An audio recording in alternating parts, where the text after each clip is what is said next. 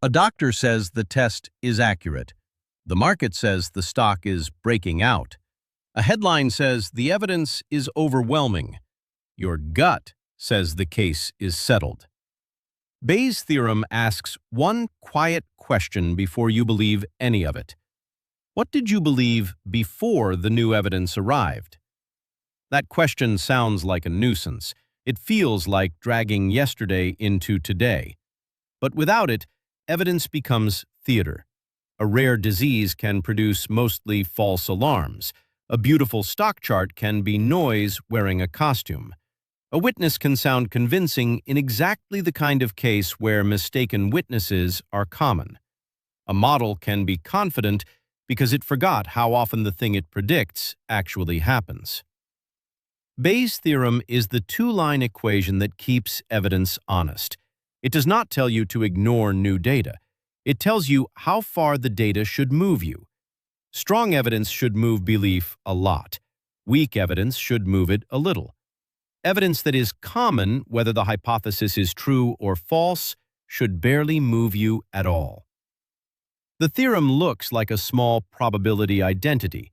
P of H given D equals P of D given H times P of H divided by P of D. But that line is a belief engine. It powers medical diagnosis, spam filtering, search maps, fraud detection, scientific inference, machine learning, and portfolio construction. It is why a positive test is not the same thing as a disease, and why a good investor should update like a thermostat, not like a light switch. This episode is about the formula that decides whether you believe the test, the market, or your gut. Imagine a disease that only one person in 100 has. A new test catches 99% of sick people. That sounds excellent. If you test positive, it feels natural to think you are almost certainly sick. But there is a catch. Suppose 10% of healthy people also test positive. That sounds like an annoying technical detail. It is not. It changes everything. Put 10,000 people in a stadium. About 100 have the disease. The test catches 99 of them. So far, the test looks heroic. But 9,900 people do not have the disease, and 10% of them still test positive. That creates 990 false positives. Now count the positive results. There are 99 true positives and 990 false positives. That makes 1,089 positives in total. So if you are one of the people who tested positive, the chance you actually have the disease is 99 divided by 1,089. That is about 9%. The test caught almost every sick person, yet most positive results were false alarms. Not because the test was useless, because the disease was rare and false positives flooded the pool. That is the shock, and it points to the central habit of rational thought. Evidence is not a verdict. It is a force that moves a prior belief. People often confuse two very different questions. One is, if the patient is sick, how often does the test come back positive? The other is, if the test comes back positive, how often is the patient actually sick? Those are not the same sentence, and Bayes' theorem is the bridge between them. The same pattern shows up everywhere. A fraud detector may flag strange transactions, but if fraud is rare, many alerts will be innocent. A stock screen may find 5 bullish signals at once, but if most of those clusters fail over time, the base rate still matters. A witness may sound certain, but if mistaken identification is common in cases like this, certainty is not enough. The world usually hands us outcomes, then asks us to infer hidden causes. Medicine sees symptoms and asks what disease caused them. Science sees data and asks what theory best explains it. Investors see returns and ask whether they came from skill, risk, liquidity, or luck. Search teams see a signal and ask what lies under the water. Phase is the grammar of working backward. Here is where it gets interesting. The theorem looks abstract, but its parts are plain. Start with H. H is the hypothesis. That just means the claim you are trying to judge. The patient has the disease. The email is spam. The company has a durable advantage. The shipwreck is in this grid square. Then there is D. D is the data. That means what you observed. The test is positive. The email contains suspicious phrases. The company reports rising margins. The sonar scan pings. Now take P of H. That is the prior. The prior is your probability of the hypothesis before this new piece of evidence arrives. Not before all knowledge, before this specific update.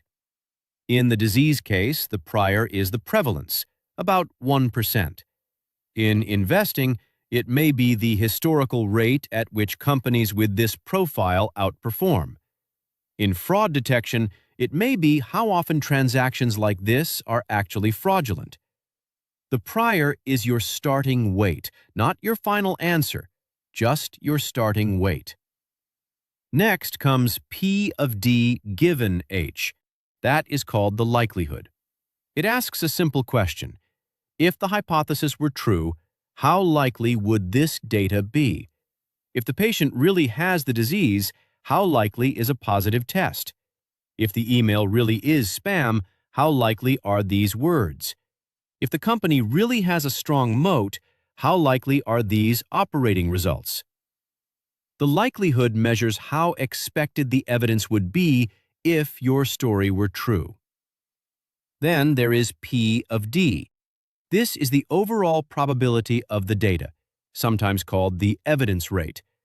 It asks how often this data shows up across all possible explanations.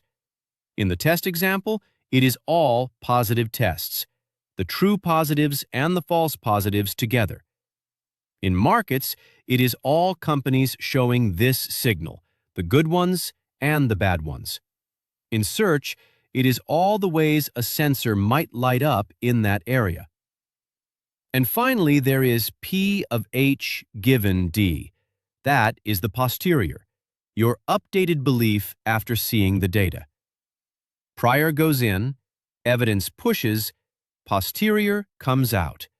That is the whole machine, and the machine runs in a loop. The posterior from one update becomes the prior for the next one. That is how detectives work. That is how good scientists work. That is how any disciplined mind works. Think of a detective board with several suspects. At first, each suspect has a rough probability based on motive, opportunity, and base rates. Then, a clue appears. The detective asks how likely that clue would be if suspect A were guilty. How likely if suspect B were guilty? How likely if suspect C were guilty? A clue that fits only one suspect moves the board a lot. A clue that fits everyone moves it barely at all. Then the next clue starts from that revised board, not from zero. Now watch what this buys you. Bayes' theorem turns all of that into one sentence. P of H given D equals P of D given H times P of H divided by P of D. In words, posterior equals likelihood times prior divided by evidence. There is also a more explicit version when you are comparing one hypothesis against its rival. It says the posterior is the true path divided by all the paths that could have produced the data. That matters because evidence only has meaning against alternatives. Go back to the medical test. Let H mean has the disease. Let D mean tests positive. P of H is 0.01. P of D given H is 0.99. P of not H is 0.99. P of D given not H is 0.10. So the numerator is 0.99 times 0.01. That is 0.0099. The denominator is 0.0099 plus 0.10 times 0.99. That gives 0.1089. Divide them, and you get about 0.091, about 9.1%. That is why the positive test is not the answer. It is only evidence.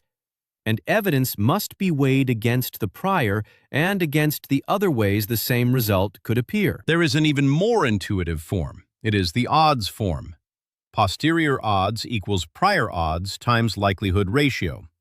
The prior odds are your starting odds for the hypothesis.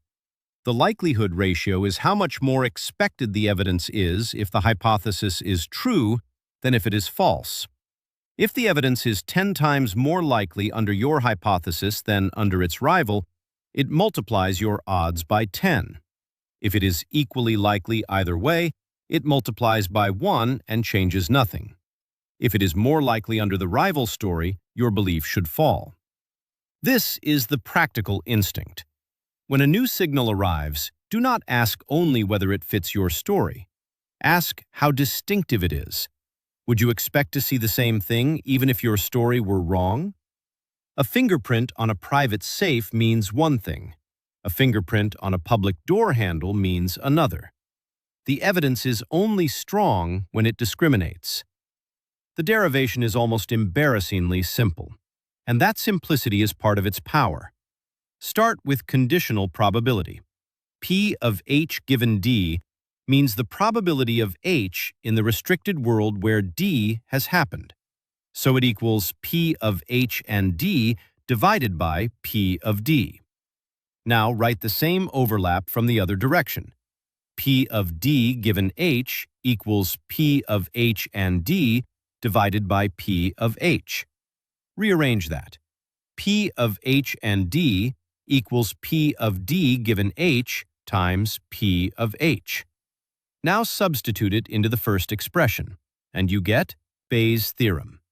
P of H given D equals P of D given H times P of H divided by P of D. That is all it is. Two ways of counting the same overlap. Picture that stadium again. Some people are sick. Some people test positive. The overlap is sick and positive. You can count that overlap from the sick side or from the positive side. Both count the same people. Bayes is what you get when you solve for the quantity you care about. It is not a mysterious law. It is conditional probability seen from the other side. Forward probability asks, if we know the hidden cause, what results should we expect? Bayesian reasoning asks, after seeing the result, what should we believe about the hidden cause? That reverse move is why the theorem matters so much. Most of life is lived in reverse. We see traces, signals, symptoms, prices, headlines, and test results. Then we try to infer what is really going on. But there is a wall here. The theorem is clean. The inputs are not.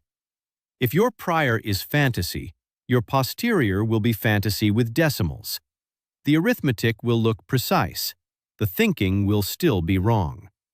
If you assign a hopeless company a huge chance of becoming dominant because you love the story, a decent quarter may only harden a bad belief. If you assign a disliked idea an absurdly low prior because it clashes with your identity, even strong evidence may not move you enough. Bayes is not a substitute for judgment. It is a discipline for judgment. The first common failure is base rate neglect. That is the medical test trap, the fraud alert trap, the market signal trap. People see a vivid new clue and forget the background frequency. A startup looks exciting, but most startups fail. A stock looks cheap, but many cheap stocks stay cheap for a reason. A breakout looks powerful, but many breakouts reverse. Without the base rate, the signal gets too much power. The second failure is motivated priors. A prior should summarize what you knew before the update. In practice, people often smuggle in hopes, fears, tribal loyalties, and stories. Then they call the result objective. That is how you get precise nonsense. The third failure is made-up likelihoods. How often would this evidence appear if your hypothesis were true? How often would it appear if your hypothesis were false? If you do not know or cannot defend the answer, then the update is weak. Many arguments sound quantitative while quietly inventing these terms. When that happens, Bayes becomes a costume for intuition. The fourth failure is correlated evidence.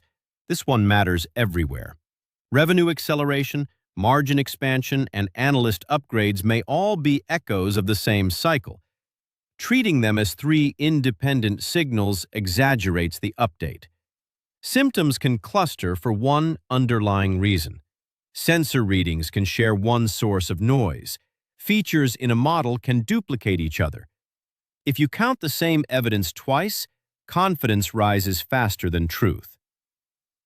The fifth failure is regime change.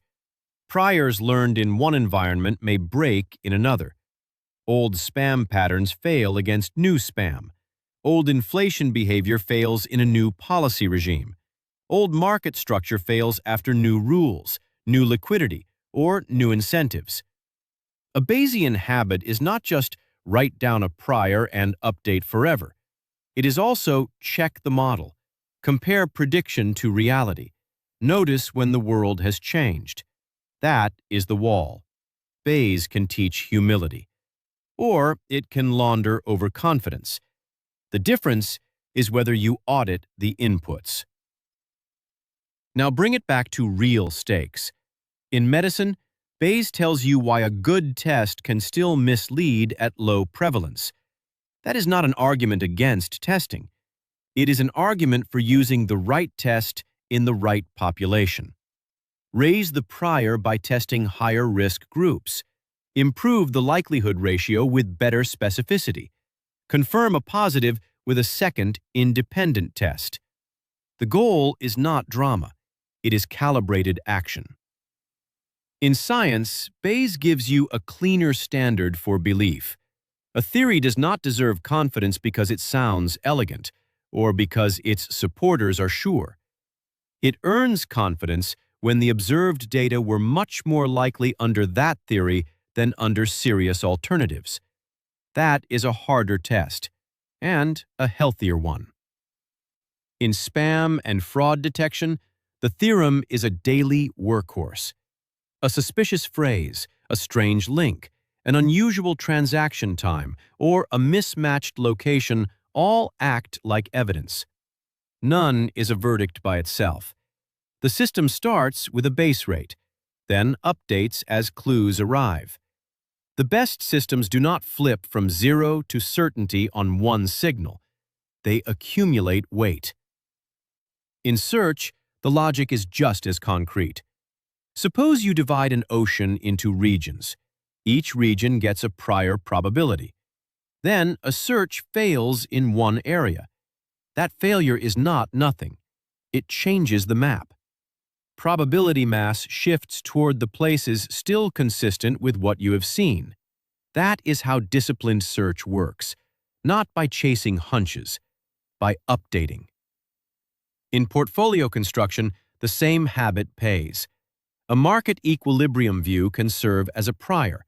Then specific views are layered on with explicit confidence. That is the spirit behind Black-Litterman. Start with a stable baseline. Blend in new evidence without letting one dramatic opinion hijack the whole portfolio. The result is not certainty. It is a more robust way to move from information to position size. The same logic belongs in any serious investment process. A composite model may give you a prior, price action, earnings revisions, sector strength, entropy measures, or information flow can act as new evidence. But no single flashing indicator should command the trade. You update proportionally. You do not lurch. That is the deeper trade. Bayes gives you a way to change your mind without surrendering your balance. It keeps you from being stubborn, and it keeps you from being whipsawed. Think of a thermostat. A thermostat does not treat a 1-degree change like an emergency. It measures the gap, adjusts proportionally, measures again, then adjusts again. Belief should work the same way, not as a light switch, as a feedback system. That emotional payoff matters. Many people resist updating because changing their mind feels like losing. Others update too fast because every new signal feels decisive. Bayes gives you a middle path. You are allowed to move.